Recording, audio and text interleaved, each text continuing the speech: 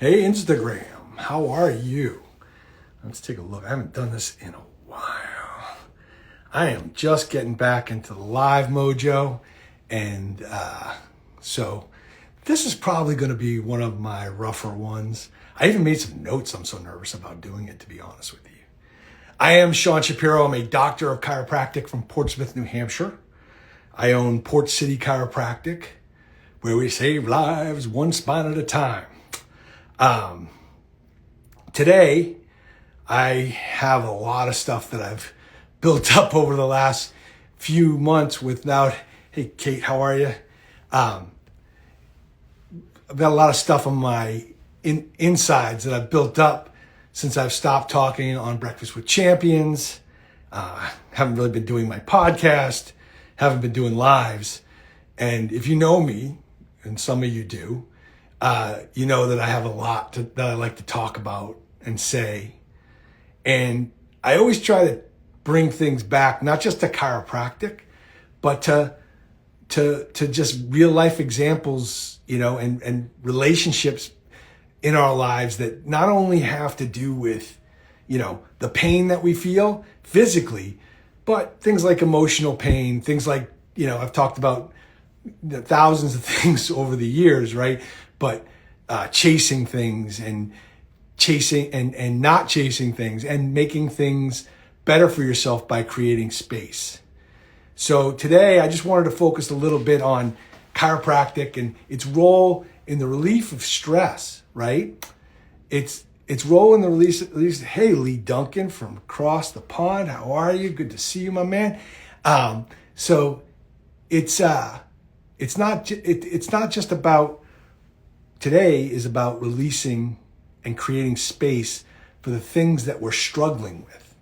Okay, so we have a million things that we struggle with in this world. We have emotional stress, physical stress, and chemical stress. And what we do here what I do here as a chiropractor is try to relieve the physical stress by allowing your nervous system, which is conduited by your, I think that's a word, conduited by your spine, to send messages through the rest of your body. And if your body doesn't communicate well with your brain, okay, then you have issues with your brain that don't necessarily represent just pain, but disconnection from your own body. And the more of those things that build up that you're disconnected from, the more of those, the more things happen to you to make you feel less than you could be. So what we do here, as a chiropractor, what I do here is take the stress that you store in your spine, you store in your nervous system, release that and allow you to process it as healing by releasing endorphins from the brain and taking pain away in the process, so that you can feel better and allow yourself to live the life that you want. How many people do you know that live like half a life because they're afraid of just falling down and hurting themselves, or going to pick up a child and not being able to do it, or they want to run across the street, but they're so afraid that they're too slow, okay? Not just because they might be heavy or something like that, because that does slow you down. I'm not trying to fat shame anybody, but weight does slow you down, right? But just because they don't feel like they're physically capable of doing those things. How many people since COVID do you know went from like very healthy athletic people to just sort of shells of themselves? And it started not necessarily with pain. It started with a thought in their head that they couldn't do the thing that they wanted to do anymore. And their brain took that information and created the physical dilemma that they're in right now, whether through stress eating, whether through drinking too much, whether through taking drugs, okay? Or whether it through ingesting or intaking some kind of toxicity. Could be a vaccine that you didn't do well with, right? We know a lot of people like that. I'm not here to talk one way or the other about anybody. Don't really care. Let Joe Rogan battle it out with the Anthony Fauci's of the world and stuff like that.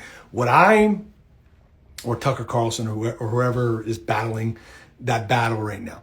What I'm saying is that these things cause problems, and those problems show up in different ways. I will tell you, like last October, we saw a rash of people get the new COVID booster and then get Bell's palsy.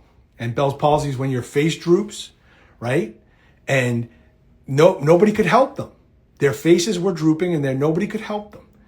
And what we did was, by reconnecting that part of their nervous system structure through their jaw, through their cervical spine, through their occiput, through their eye sockets, believe it or not, okay? By sending afferent information from the muscles and these structures in their face, we helped them rebuild their faces and get that muscle tone back, so they didn't look like they were drunk, or they didn't look like they couldn't keep their eyes open, or any of the things that we saw with these people last year. It was just a terrible thing.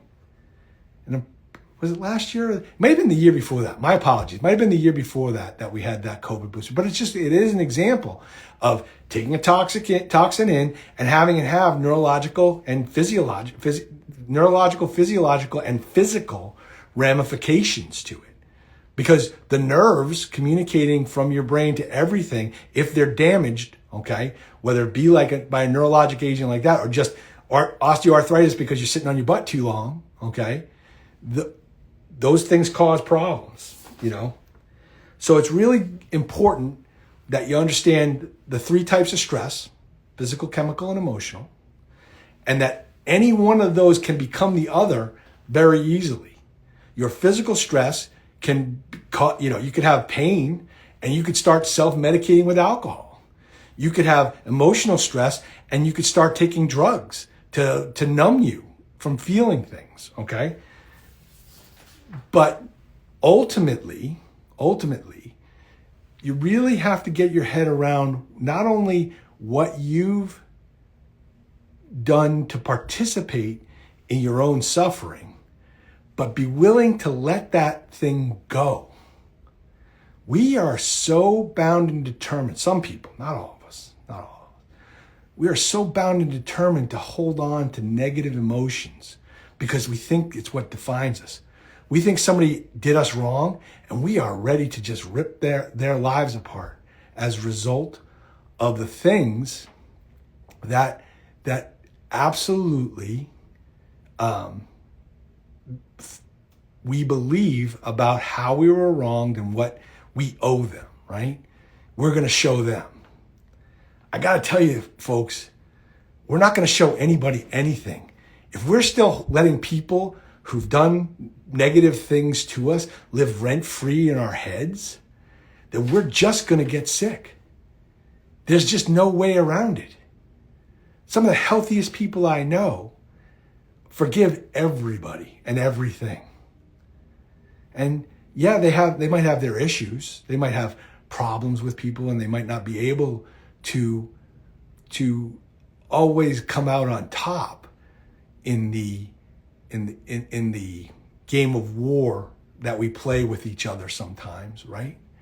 But letting go of those emotions, letting go of that negative, I keep moving my head and I keep seeing my light ring in the window there. It's freaking me out a little bit. So letting go of those negative emotions is the first step to healing anything. Because you could be having back pain right now, and it's all about something somebody said stupid to you at Thanksgiving about your job, your profession as a whole, the election, whatever. Why are we fighting about these things? When did we get so caught up in our own importance and in the importance of our own belief system that we need to hold on to these negative things that people do to us all the time? I can tell you right now, there are probably 2 people out there saying bad things about you right now. And there are probably 100 people thinking bad things about you. Okay? But there's also probably 100 people saying good things about you. And there are also 100 people probably saying, thinking good things about you. Okay? You don't know. And frankly, it's none of your business. What's in their head is their business. Okay?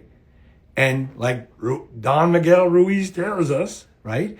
We have to not take things personally, because nothing somebody else thinks about us is anything to do with us. It's all about what they see, what they believe.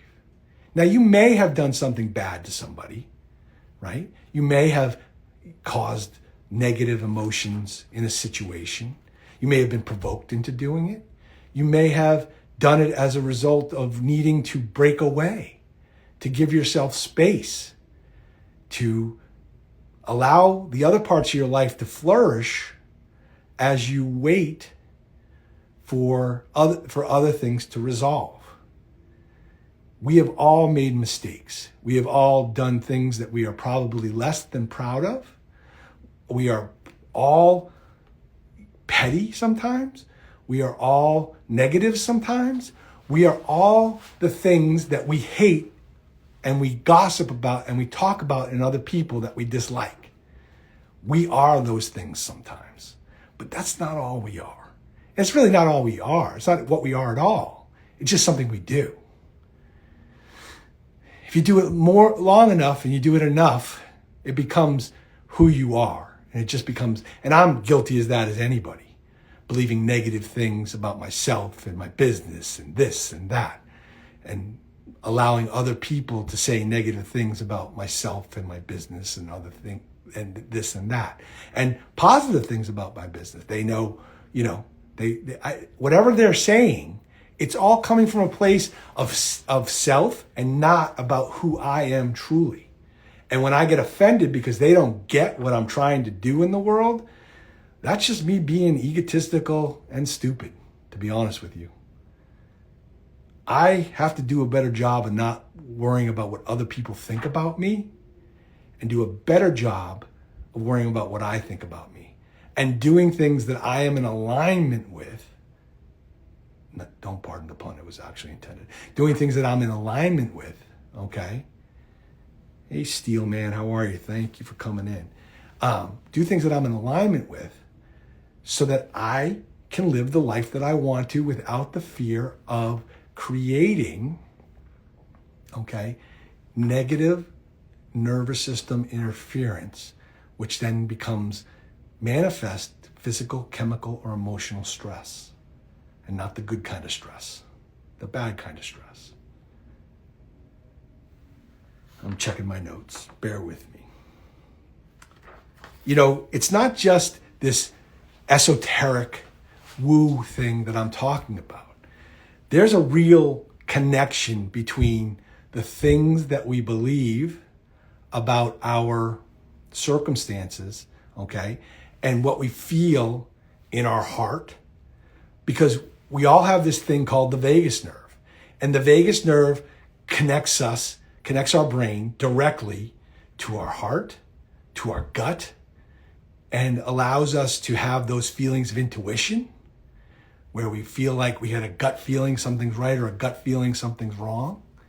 And if you're doing a bunch of negative things to your gut, then it makes it really hard for that communication to happen, or harder for that communication to happen.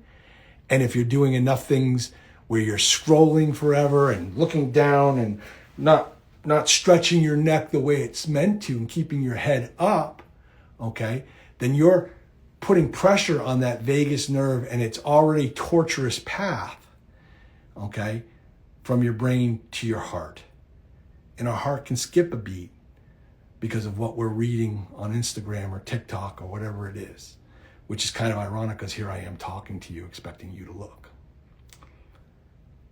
So I'm just telling you that the heart-brain-gut connection is a real thing, and that the stresses in your lives can be caused by that. And yes, we can help you straighten your spine out so that that torturous path of the vagus nerve coming from your brain all the way down to your gut isn't so torturous anymore.